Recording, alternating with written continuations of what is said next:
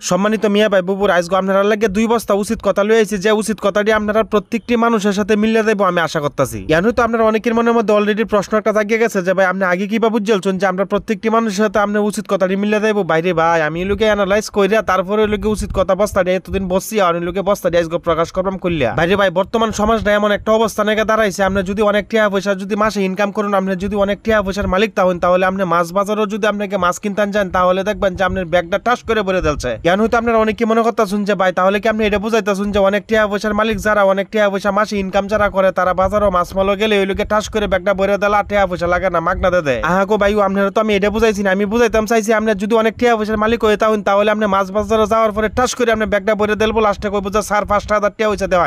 এত মানুষের সামনে যে আপনারা স্যার কইয়া যে 5,000 টাকা চাইলো, আপনি লাজে শর্মে হইলো আপনি মানি ব্যাগটাতে 5,000 টাকা বার করে আপনি ব্যাগটা লইয়া তলবা মাথাতে কিন্তু আয়রন লাগবো, বাড়ির কিছুই করার নাই। আপনি বড় লোক ট্যাক্সুন না ট্যাক্সুন কিন্তু বাপদাদার মুহ বউ তুনছি একটা সময় না কেমন গেছে সালিশের মধ্যে মানুষ সঠিক বিচারটা পাইতো। বর্তমান অবস্থাটা দেখুন, বর্তমান সালিশটি একটু খেয়াল করে দেখুন, সঠিক বিচারটা কিন্তু পায় না। যে দিক দিয়ে জোর বেশি ওই দিক দিয়ে দেখবেন যে অন্যায় নাই, আর যে দিক দিয়ে জোর নাই ওই দিক দিয়ে যদি তার অন্যায় নাও থাকে তারপরেও তার অন্যায়, কারণ সালিশের প্রত্যেকটি মানুষ দেখবেন যে তার বিরুদ্ধে অ্যাকশন নিতেছে। কারণ বর্তমান সমাজের মধ্যে কিন্তু এটাই চলতেছে। কথাটি শুনতে খারাপ লাগলো, কথাটি কিন্তু 100% সত্যি। কেন তো একদম সুশীল সমাজের লোক আমার প্রশ্ন করতেন যে ভাই আপনি যে কইলেন যে বর্তমান সালিশের মধ্যে কোনো বিচার আসার নাই, হকপন্থী কোনো বিচার হয় না। আমরা গ্রামও আমরা সমাজেও তো বিরাট বিচার হয়, বিরাট সালিশ হয়, সুন্দর সুন্দর সালিশ হয়। ওগো সুশীল সমাজের ভাই বোনরা আপনারা রাগ করে না যায়, আমি কিন্তু লাভটা মারে একবারে সবাইরে কইছি না। কিছু কিছু এলাকাত কিছু কিছু গ্রামে কিন্তু এখনো সঠিক বিচার আছে, আর এই বিচার আছে দেখি কিন্তু এই দুনিয়াটা এখনো টিকে আছে। সমাজের মধ্যে সালিশের মধ্যে বইয়া যারা মাতবরি করে তারারই কিন্তু আমরা মাতবর ডাহি, তারার উদ্দেশ্যেই কইতাছি। তারা যদি আসলে নিজের মাতবর যদি দাবি করে আর যদি মাতবরি করে তাহলে সঠিক বিচার যদি নাই করতে তাহলে আসলে মাতবর আর কোনো যোগ্যতাই তার ভিতরে নাই। কিন্তু এই সমাজের মধ্যে আমরা কিছু মানুষ আছি আমরা জায়গা মতনে কিন্তু সম্মানটা করতাম জানি না। যারা হইলে